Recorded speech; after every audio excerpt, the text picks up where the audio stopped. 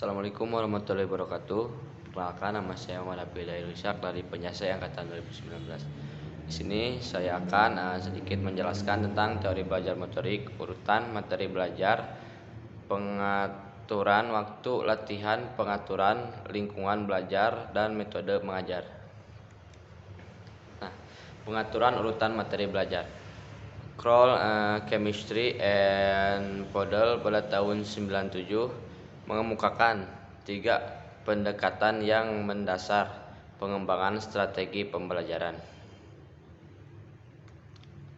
Pertama, Advanced Organics dari Ausubel yang merupakan pernyataan pengantar yang membantu siswa mempersiapkan kegiatan belajar baru dan menunjukkan hubungan antara apa yang akan dipelajari dengan konsep atau ide yang lebih luas. Kedua, Discovery Learning dari Brunner yang menyarankan pembelajaran dimulai dari penyajian masalah dari guru untuk meningkatkan kemampuan siswa dalam menyelidiki dan menentukan pemecahannya. Lalu yang ketiga, peristiwa belajar dari Gagne. Belajar bermakna dari Ausubel 1 pada tahun 77 menyarankan penggunaan interaksi aktif antara guru dengan siswa yang disebut belajar verbal yang bermakna meaningful verbal learning atau disingkat belajar bermakna.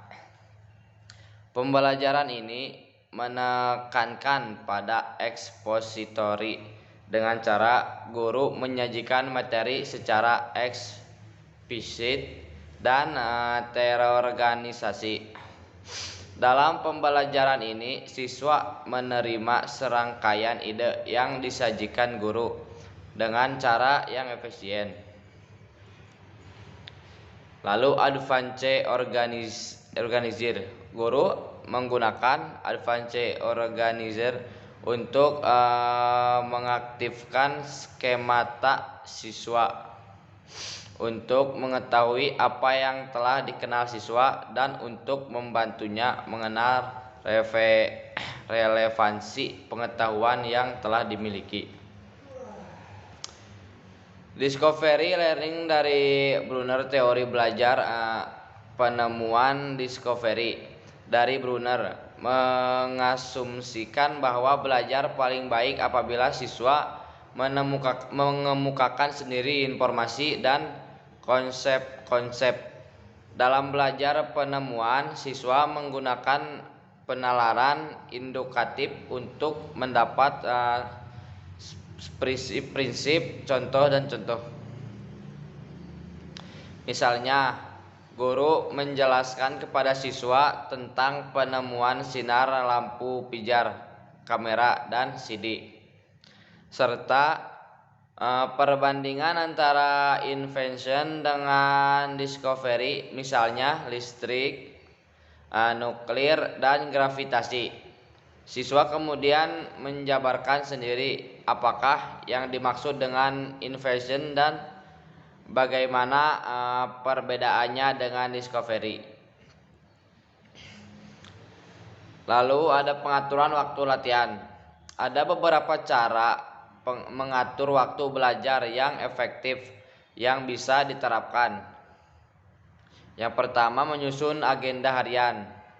Lalu yang kedua, menyusun agenda harian membuat kamu lebih mudah menentukan kapan kamu harus latihan dan kapan kamu bisa bermain.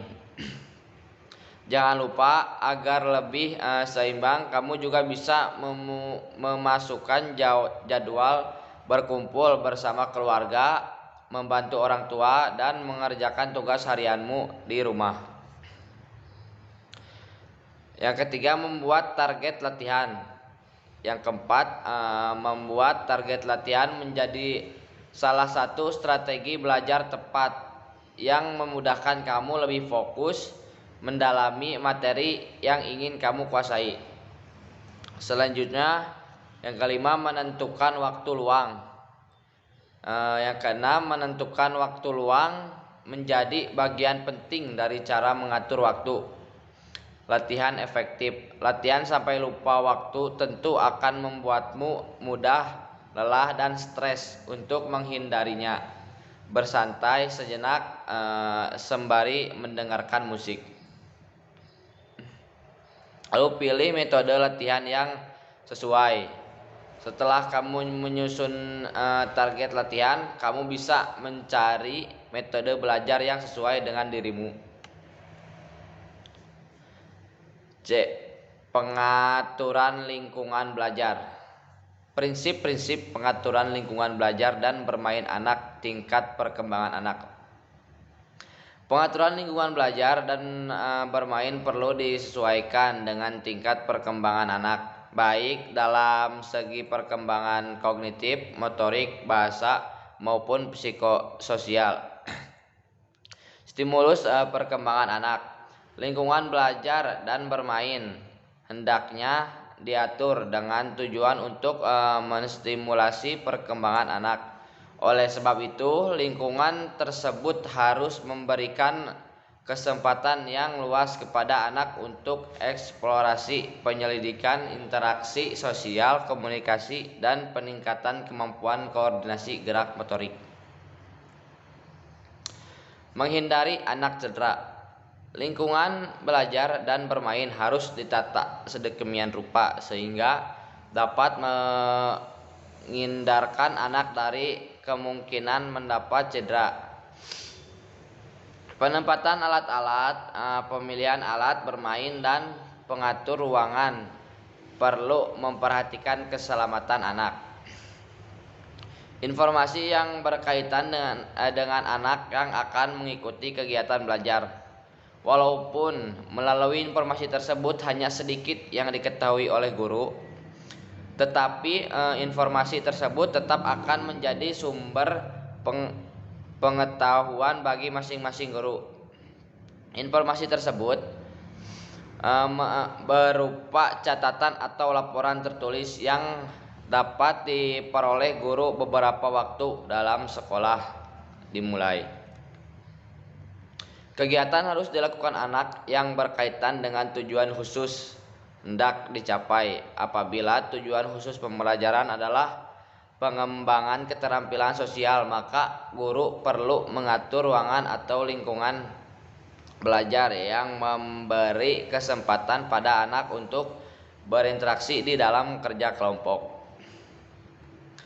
Lalu D. Metode mengajar. Metode mengajar adalah strategi atau cara yang digunakan agar tujuan pembelajaran bisa tercapai.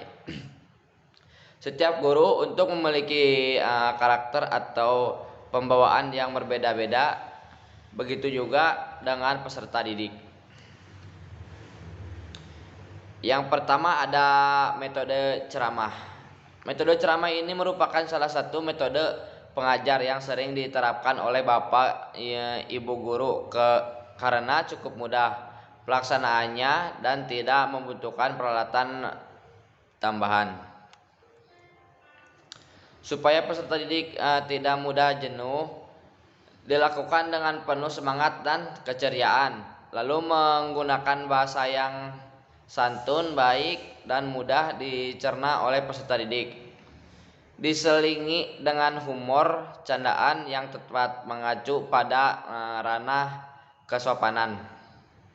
Memperhatikan gerakan tubuh, tidak berdiam diri di tempat yang sama, gerakan mata, dan sebagainya. Hal itu bisa menambah ketertarikan peserta didik pada bapak ibu guru dalam mengajar. Yang kedua ada metode diskusi. Metode diskusi adalah metode mengajar yang direncanakan dalam forum diskusi antar siswa. Artinya siswa harus mampu memecahkan permasalahan melalui kelompok diskusi. Untuk memulai metode ini, bapak ibu guru bisa membagi peserta didik menjadi beberapa kelompok. Anggota setiap kelompok juga harus bervariasi. Yang ketiga ada metode resitasi. Pada dasarnya metode resitasi ini merupakan umpan balik yang diberikan guru pada para peserta didik, yaitu dengan mewajibkan peserta didik membuat ringkasan materi yang telah disampaikan. Yang keempat, ada metode eksperimen. Metode eksperimen merupakan salah satu metode yang cukup efektif untuk mendapatkan kesimpulan terhadap suatu permasalahan. Dengan adanya eksperimen, para peserta didik diharuskan menjalankan serangkaian proses ilmiah hingga diperoleh suatu hasil. Yang kelima, ada metode demonstrasi. Metode demonstrasi merupakan integrasi antara gerakan dan juga lisan. Untuk menerapkan metode ini, Bapak Ibu guru harus memberikan contoh melalui gerakan disertai penjelasan secara lisan. Langsung kesimpulannya, strategi berasal dari bahasa Inggris, yaitu strategi artinya siasat, akal, atau ilmu peran.